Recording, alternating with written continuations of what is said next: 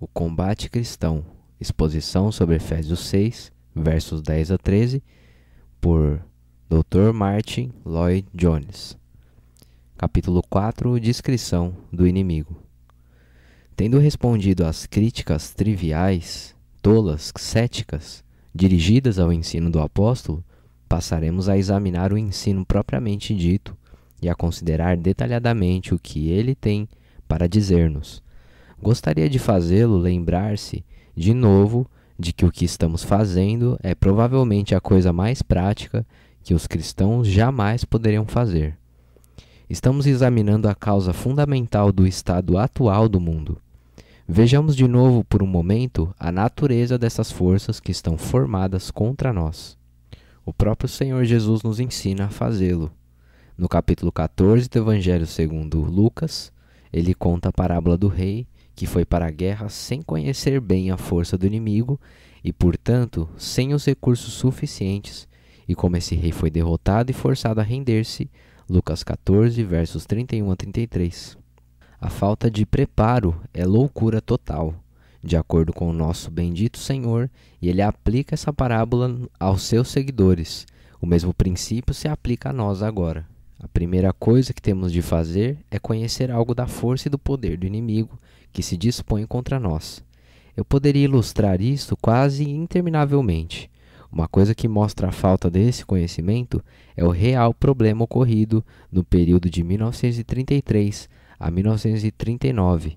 Houve unicamente uma voz que ficou advertindo a Inglaterra sobre o que estava acontecendo na Alemanha. Ninguém queria acreditar, ninguém queria preocupar-se ouvindo falar do rearmamento e das ambições da Alemanha. Estávamos tendo um bom período e queríamos usufruí-lo. A vida era maravilhosa. Agora sabemos que foi daquela maneira que o país chegou a uma condição na qual toda a situação se tornou não somente precária, mas quase perdida em 1940. Tudo porque o povo não quis preocupar-se em ouvir o que estava ocorrendo no território do inimigo. Isso tudo é infinitamente mais importante na esfera espiritual, e o homem que não compreende o ensino do apóstolo sobre essa questão ou está num sono profundo nos braços do diabo, ou é um cristão completamente derrotado. Examinemos, pois, essas forças e comecemos com os termos empregados. O primeiro é o diabo. Revesti-vos de toda a armadura de Deus, para que possais estar firmes contra as astutas ciladas do diabo. Precisamos começar com ele, porque, de acordo com o ensino das Escrituras, ele é o chefe de todos os poderes dispostos contra nós. Muitos nomes são-lhe atribuídos. Aqui ele é chamado o diabo, também é chamado Satanás. Esse é o termo comumente empregado no Velho Testamento. Também o encontramos no Novo Testamento, mas há muitos outros nomes dados a ele, como Belzebu, Belial, o maligno, o iníquo, o valente armado e etc. Esses nomes são utilizados para podermos entender algo sobre o diabo e sua natureza. As Escrituras deixam claro que devemos pensar no diabo no sentido pessoal. É errado considerá-lo apenas como uma força ou um poder. O mesmo erro se comete com relação ao Espírito Santo. Há muitos que não creem na pessoa do Espírito Santo. Referem-se a ele como algo neutro e impessoal. Todavia, o Espírito Santo é uma pessoa, a terceira pessoa da Trindade e santa. O Espírito Santo não é meramente um poder, não é apenas uma influência. Muitos dos nossos erros, relacionados com a doutrina do Espírito e da santificação, surgem da falha fundamental de não compreendermos que o Espírito Santo é pessoal. O resultado é que as pessoas, às vezes, usam ilustrações sobre a obra do Espírito Santo como se ele fosse pouco menos que uma espécie de líquido que pode ser despejado de uma vasilha noutra. O Espírito Santo, porém, é uma pessoa. Também o diabo o é. Por isso, temos que começar tratando de compreender que ele tem personalidade, que é uma entidade distinta e separada. Não somente isso é nos dado a entender com muita clareza que o diabo é uma personalidade superior ao homem, maior do que o homem, mais forte do que o homem, mais grandiosa que o homem. Todavia, ao mesmo tempo, as Escrituras deixam claro que ele não é divino. Aqui traçamos uma distinção muito importante. Houve uma antiga heresia que, em resumo, ensinava que havia dois deuses dirigindo as atividades humanas. Era o que veio a ser conhecido como dualismo ou doutrina dualista.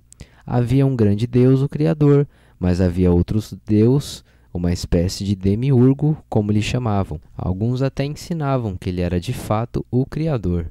De qualquer forma, ele exercia grande poder e controle.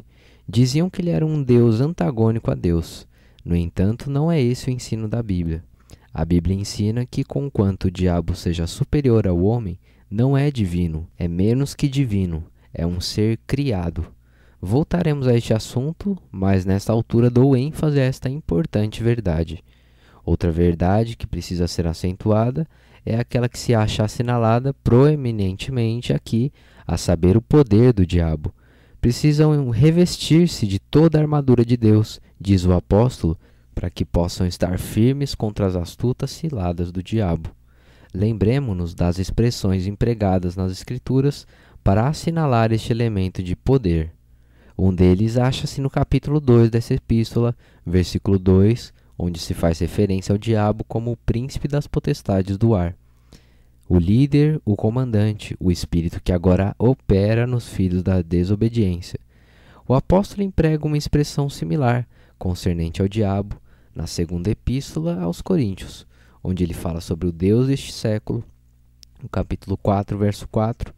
Se ainda o nosso evangelho está encoberto, diz ele, para os que se perdem está encoberto, nos quais o Deus deste século cegou os entendimentos. Contudo, o apóstolo não está se contradizendo. Ele não está dizendo que o diabo é Deus. O que ele está dizendo, como veremos detalhadamente mais tarde, é que ele é, por assim dizer, o Deus deste mundo. O diabo não é Deus, mas é o Deus deste século. Isso de novo nos dá uma ideia do seu poder, da sua autoridade, da sua força. O Deus deste século. Tome-se depois outra expressão empregada pelo próprio Senhor Jesus no capítulo 11 do Evangelho segundo Lucas, o valente armado. O diabo, aquele com quem somos confrontados, é comparável a um valente e poderoso homem armado que guarda a sua casa, e em segurança está tudo quanto tem, como está em Lucas 11, versos 21 e 22. Tudo isso nos ajuda a entender como é tremendo o poder e a autoridade do diabo. O apóstolo Pedro o descreve nestes termos: o diabo, vosso adversário, anda em derredor, bramando como leão. 1 Pedro 5:8. O leão é o rei da selva e o mais poderoso de todos os animais. E não há nada que dê tanta impressão de força, poder e energia latente como o bramido do leão.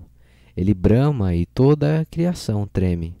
Bem, diz Pedro, o diabo é desse jeito. Há também o designativo utilizado no capítulo 12 do livro do Apocalipse, um grande dragão vermelho. O dragão também evoca um quadro de força e poder.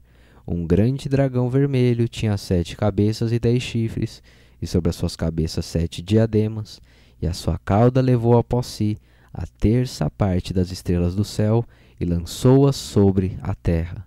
Apocalipse 12, 3 e 4. No mesmo livro, no capítulo 20, vemos o dragão mencionado como a antiga serpente, que é o diabo e Satanás. Essas descrições transmitem ideias, não somente de sutileza, mas sim também de força e de grande poder.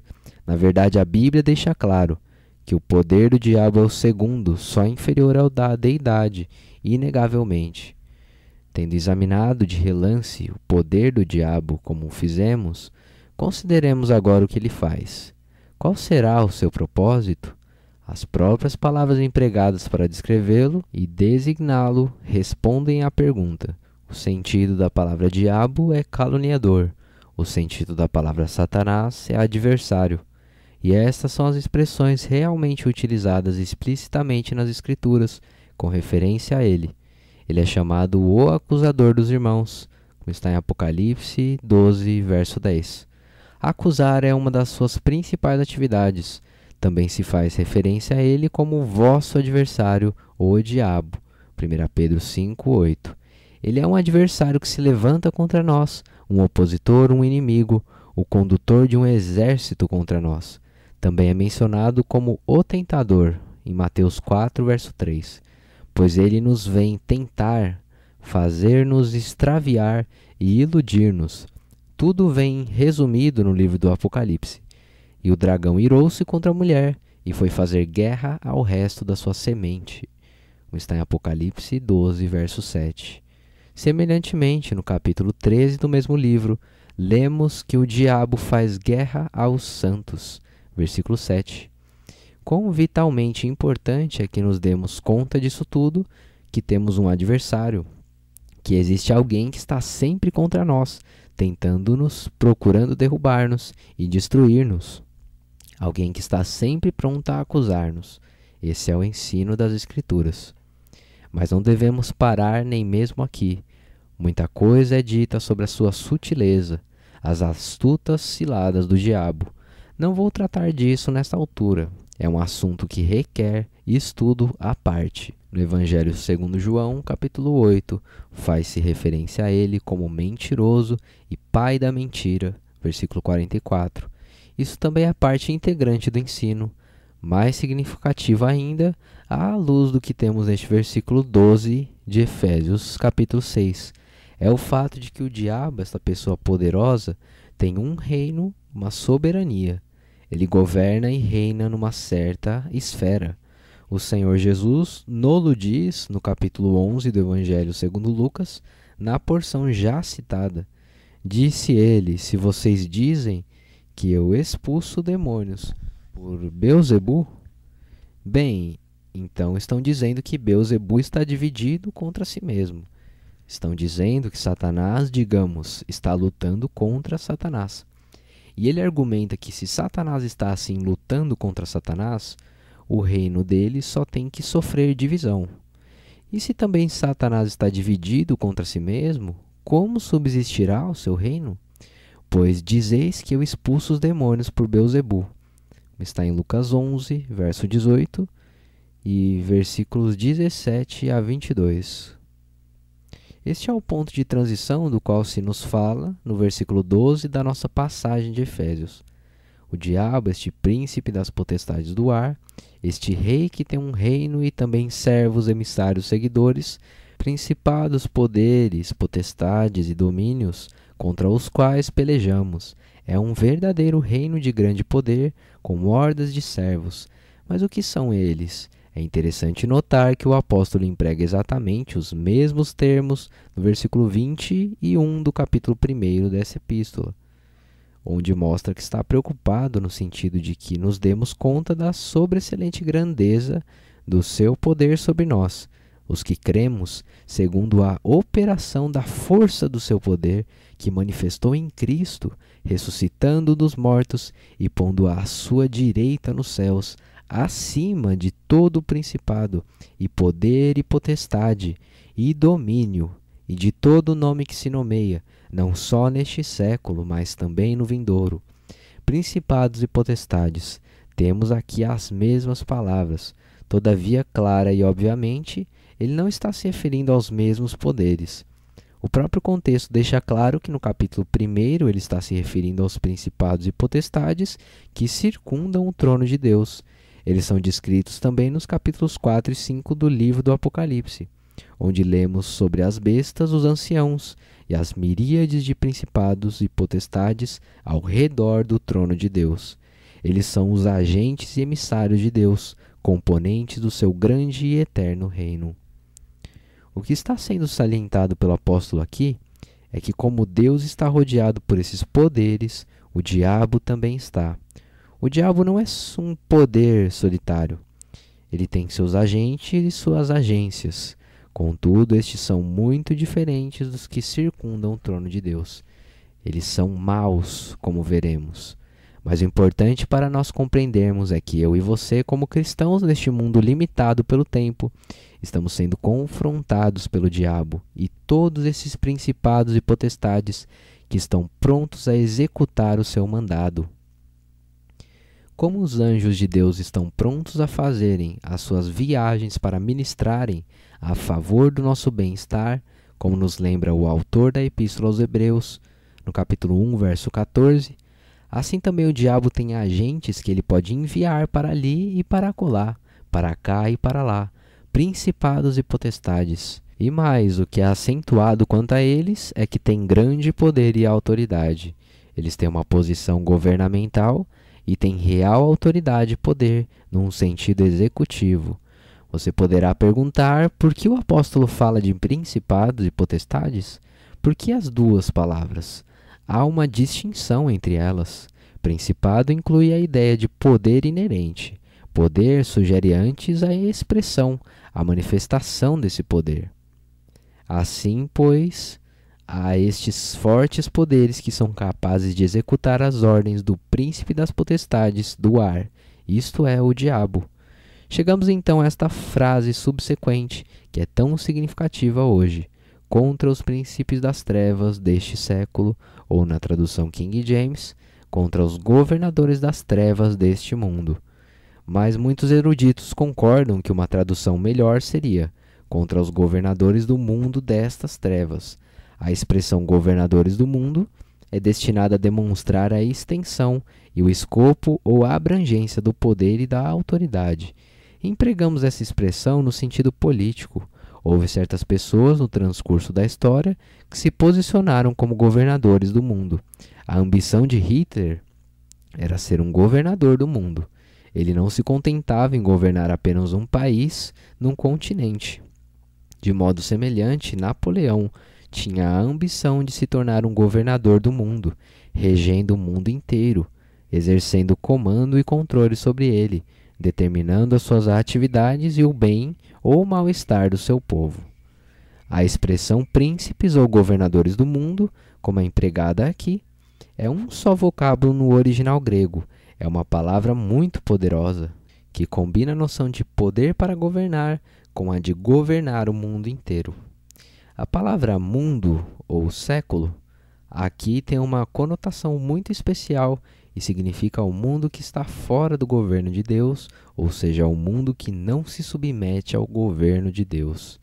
Costumamos usar comumente essa expressão neste sentido. Dizemos que um homem agora está na igreja, ao passo que anteriormente estava no mundo. Naturalmente, o cristão ainda está no mundo no sentido físico. Assim, quando se diz que o cristão não está mais no mundo, falamos no sentido espiritual. Essa é a conotação da palavra mundo, como é empregada pelo apóstolo em nosso texto. Ela comunica este sentido espiritual. Refere-se ao mundo separado de Deus ou ao mundo em rebelião contra Deus, o mundo como organizado isoladamente das leis e do governo de Deus. Portanto, o que o apóstolo está dizendo é que somos confrontados e antagonizados pelos poderes que realmente governam e dirigem este mundo como é, em oposição a Deus, o mundo sem Deus e sem a sua bênção. Certamente é da mais vital importância entender, captar e compreender este assunto numa época como esta. Muitas vezes dizemos que estamos contra o mundo, a carne e o diabo, e com a palavra mundo não nos referimos ao universo material. Os montes e as montanhas, os rios e os mares não estão contra nós. O povo como povo não está contra nós, mas o mundo está contra nós. E o mundo significa essa perspectiva, toda essa organização, esse tremendo poder do mal em que vivemos, por assim dizer, e que nos rodeia e nos cerca por todos os lados. Nossa preocupação é estar no mundo, mas não ser do mundo. Essas potestades regem, governam e dirigem essa mentalidade, essa perspectiva que denominamos o mundo. Mas afortunadamente para nós, o apóstolo define o termo com maior precisão ainda. Diz ele que lutamos contra os governadores do mundo destas trevas. Essa é também uma expressão sumamente significativa. O mundo a respeito do qual ele está escrevendo é um lugar de trevas. Temos aqui mais uma vez o termo universalmente empregado nas Escrituras para definir essa mentalidade, essa perspectiva, essa maneira de viver não governada e não dirigida por Deus. Vemo-la nessa epístola, no capítulo 4, onde lemos no versículo 17, e digo isto e testifico no Senhor, para que não andeis mais como andam também os outros gentios, na vaidade do seu sentido ou da sua mente, entenebrecidos no entendimento. Entenebrecidos. O entendimento está nas trevas e por isso fica entenebrecido. No capítulo 5, versículo 8, Paulo diz a mesma coisa, ainda mais especificamente, porque no outro tempo erais trevas, mas agora sois luz no Senhor. Observe-se que aí ele não diz apenas que outrora eles estavam nas trevas. Diz ele que as trevas estavam neles. Éreis trevas. Não é meramente que eles estavam na escuridão. A escuridão estava dentro deles também. Trevas por fora e por dentro. Essa é a condição do mundo. Essa é a comum descrição dele em toda parte. Veja-se, por exemplo, a Epístola aos Colossenses, capítulo 1, versículo 13. O apóstolo lembra aos Colossenses o que Deus lhes fizera, o qual nos tirou da potestade das trevas e nos transportou para o reino do Filho do seu amor. Será que você pensa normalmente, habitualmente em si próprio, como alguém que foi libertado da potestade das trevas? Qual é o seu conceito da salvação? O que aconteceu quando você se converteu e se tornou cristão? Ah, você dirá, os meus pecados foram perdoados. Concordo. Graças a Deus é assim, pois do contrário ainda estaríamos perdidos. Mas você sempre acrescenta, fui libertado da potestade das trevas? Outrora você estava debaixo daquela potestade, era escravo daquele poder. É vital que reconheçamos isto. Não é de admirar que o apóstolo coloque a coisa nestes termos, e constantemente o faz, porque isso fazia parte da sua grande comissão. Recordemos como o Senhor o encontrou no caminho de Damasco e lhe disse, levanta-te e põe-te sobre os teus pés, porque te apareci por isto, para te pôr por ministro e testemunha, tanto das coisas que tens visto, como daquelas pelas quais te aparecerei ainda, livrando-te deste povo e dos gentios a quem agora te envio, para lhes abrires os olhos e das trevas os converteres à luz e do poder de Satanás a Deus, a fim de que recebam a remissão dos pecados e herança entre os santificados pela fé em mim. Atos 26, de 16 a 18. Em toda parte é a mesma coisa. Povo cristão, não é estranho que pensemos tão pouco nessas coisas, que toda a visão deste assunto ocupe tão pouco os nossos pensamentos? Isso é porque somos subjetivos demais. Começamos por nós e terminamos em nós. Quero ter paz com Deus, quero que os meus pecados sejam perdoados. Quero ser feliz, quero ter alegria na vida. Quero isto, quero aquilo, quero vencer a tentação.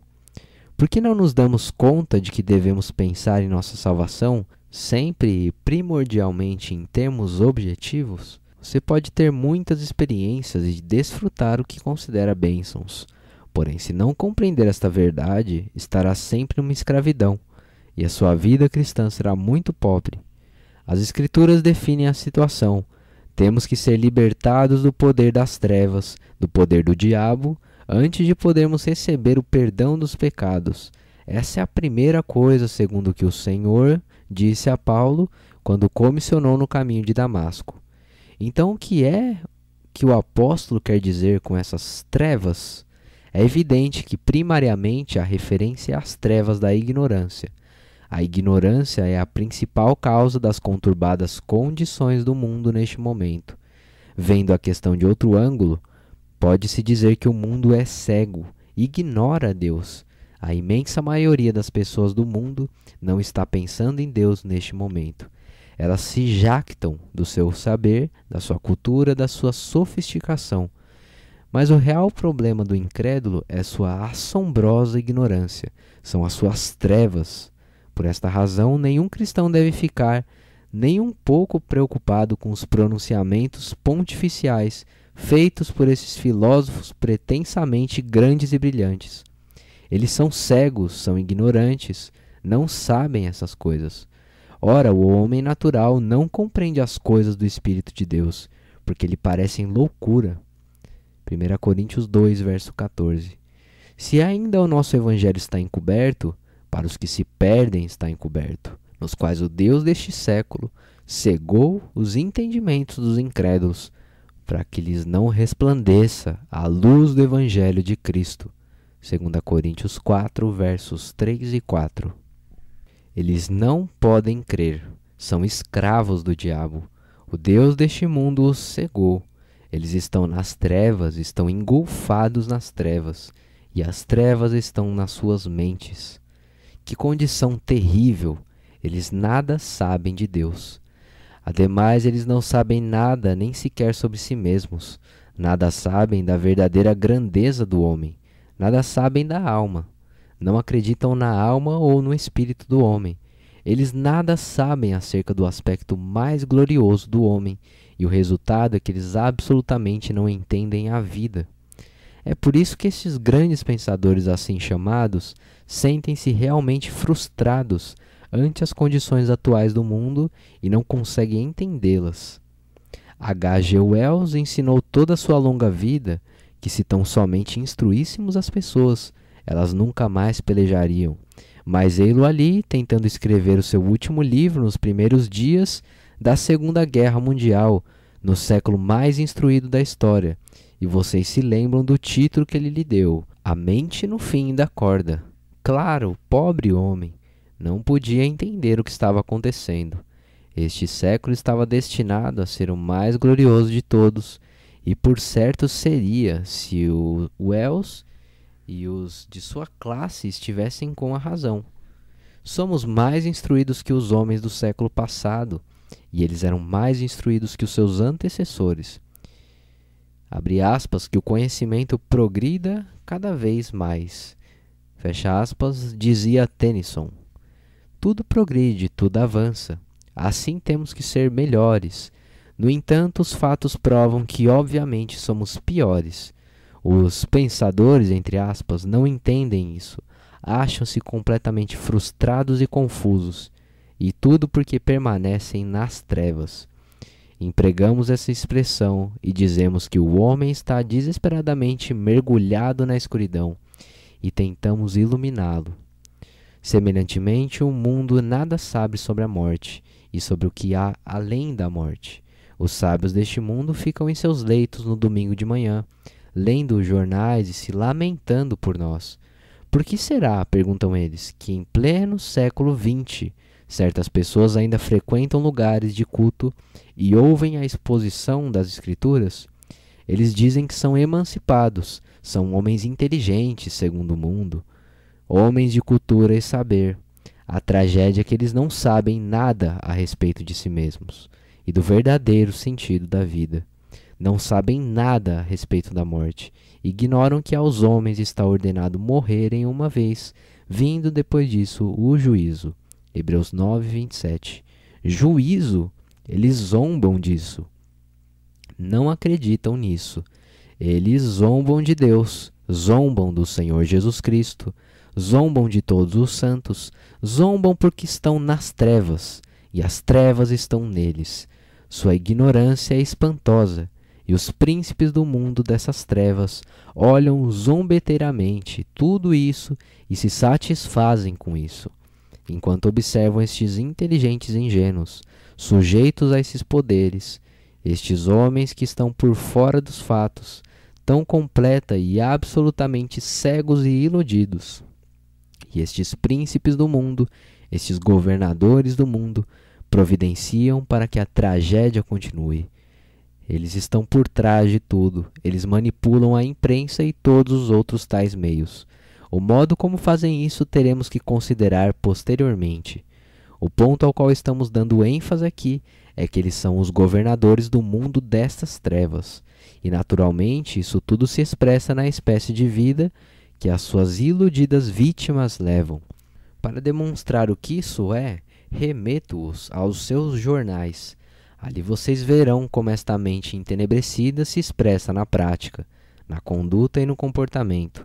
Na atualidade, essa mente está empenhada em lutar por uma lei que autorize a impressão de lixo nos livros. É claro que ela não coloca as coisas nestes termos. Em vez disso, a pornografia é explicada como sendo arte, sofisticação, cultura, literatura grandiosa. É assim que as trevas se expressam e se manifestam. Por que tudo isso? É a pergunta que qualquer pessoa inteligente devia fazer. Por que as pessoas se portam dessa maneira? O que há de errado com as nações que as leva a fabricar armamentos capazes de destruir o mundo inteiro? Qual será a causa da imoralidade generalizada, o colapso das coisas sagradas que vemos por todos os lados? Os homens inteligentes deveriam perguntar: qual é a causa disso tudo? Mas não perguntam. Se perguntassem, descobririam que só há uma resposta. Há governadores invisíveis que manipulam os quefazeres do mundo. Não se trata apenas de carne e sangue. Não se trata apenas de alguma pessoa ocasional que quer ganhar dinheiro com a exploração do vício e da pornografia. Não se trata apenas de certas pessoas que querem enriquecer-se à custa do aluguel de corpos de mulheres. Não se trata de homens que querem ficar ricos adquirindo centros de pecados e vícios. Não, estes não passam de instrumentos dos governadores do mundo destas trevas. Não estamos lutando contra homens, diz o apóstolo. Não estamos lutando contra a carne e o sangue. E sim estamos lutando contra os poderes invisíveis que estão por detrás disso tudo, os poderes que realmente importam. Chegamos então à última expressão: contra as hostes espirituais da maldade nos lugares celestiais, ou contra a iniquidade espiritual nos lugares altos, como se vê na King James. De novo, precisamos corrigir essa tradução. O original grego significa espíritos iníquos e não iniquidade. O que o apóstolo está descrevendo são forças espirituais da iniquidade, não iniquidade espiritual. Devemos evitar pensar nessas questões em termos abstratos. O apóstolo está acentuando que todos estes poderes são pessoais. Em vez de lermos iniquidade espiritual, devemos ler espíritos iníquos. Talvez a melhor tradução seja esta: estamos contra quadrilhas espirituais do mal. Ou melhor ainda, contra cortes espirituais do mal. Cortes, batalhões, legiões, hostes. A ideia é essa. Aí estão eles, essas miríades de espíritos do mal e da iniquidade. Sua natureza é má, seu encargo é mau e sua obra é má. Eles são maus em seu objetivo e propósito e em tudo que realizam. Contudo, de acordo com a King James, eles estão em lugares altos. De novo, é interessante examinar a expressão, porque os tradutores dizem lugares altos aqui. Exatamente a mesma palavra grega no versículo 3 do capítulo 1 dessa epístola. Eles traduziram por nos lugares celestiais. Sejamos justos com os tradutores da King James. Eles quiseram dar a ideia, e com acerto, de que o diabo e todas as suas cortes e legiões não estão no céu, ao redor do trono de Deus. Daí então hesitaram em empregar a palavra nos lugares celestiais. E nós devemos demonstrar o mesmo cuidado. Não devemos pensar que o diabo e os poderes a ele associados estão na presença imediata de Deus, junto com os santos, anjos, emissários, poderes, principados e potestades. Então, onde estão? Isso tem sido assunto de grande discussão através dos séculos, e não podemos dar uma resposta final. Alguns acham que a expressão significa no ar. Quando dizemos que olhamos para o céu, queremos dizer que olhamos para o firmamento, para os ares, para a atmosfera existente imediatamente acima de nós. Assim, durante séculos se acreditou que estes poderes malignos estão, por assim dizer, entre nós e Deus. Eles estão acima de nós, estão na atmosfera e do alto nos veem e nos dominam. Mas isso é materializar demais o fato. Não nego que se possa dizer alguma coisa a favor dessa ideia. Afinal de contas, o diabo é o príncipe das potestades do ar. Seguramente, porém, a ideia destinada a ser transmitida é esta. A expressão empregada visa apresentar-nos um contraste com a terra. Normalmente falamos em céus e terra. Noutras palavras, nos lugares altos significa nos lugares celestiais, em contraste com a terra. A expressão nos lugares celestiais realmente significa que os poderes que são opostos a nós e contra nós e que estão fazendo guerra a nós, os santos de Deus, não estão em nosso nível terreno. Devemos livrar-nos da ideia de que só estamos pelejando contra carne e sangue na terra. Nossa peleja é essencialmente na esfera espiritual, na esfera dos céus. Este é simplesmente outro modo de salientar o que eu disse anteriormente, que sempre devemos pensar no inimigo que está lutando contra nós como um inimigo que não somente é pessoal, com seus agentes igualmente pessoais, mas também como um ser que vive nos domínios do Espírito. Aí está, pois, diz o apóstolo, o ponto inicial, o ponto de partida, a coisa que temos que compreender antes de sequer dar um passo mais.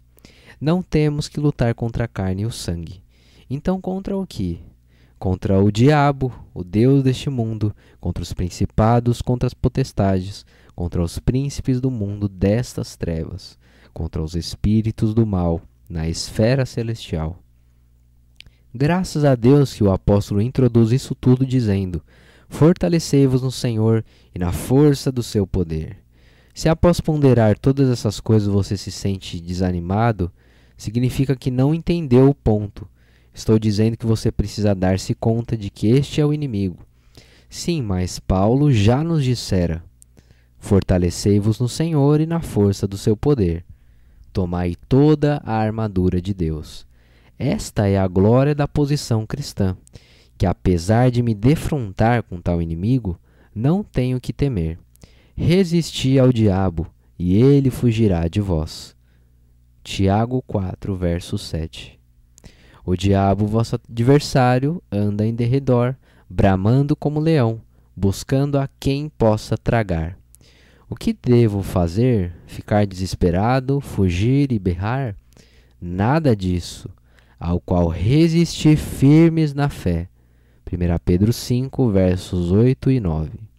E eles o venceram, venceram o antigo dragão, pelo sangue do Cordeiro e pela palavra do seu testemunho deles. Apocalipse 12, verso 11. Entretanto, não deixem que essa ideia ou uma compreensão errônea dessa ideia os leve a achar que vocês não precisam manter-se vigilantes quanto ao inimigo. Lembrem-se, diz o apóstolo Paulo, que vocês têm que permanecer firmes após cada vitória. Não relaxem, não tirem férias. Não há férias no reino espiritual. Mantenham-se de pé. Orem e fiquem firmes, perseverem. Mas assim como vocês têm que manter-se firmes, também lhes são oferecidas a armadura e a capacidade para que possais estar firmes, resistir e, havendo feito tudo, ficar firmes.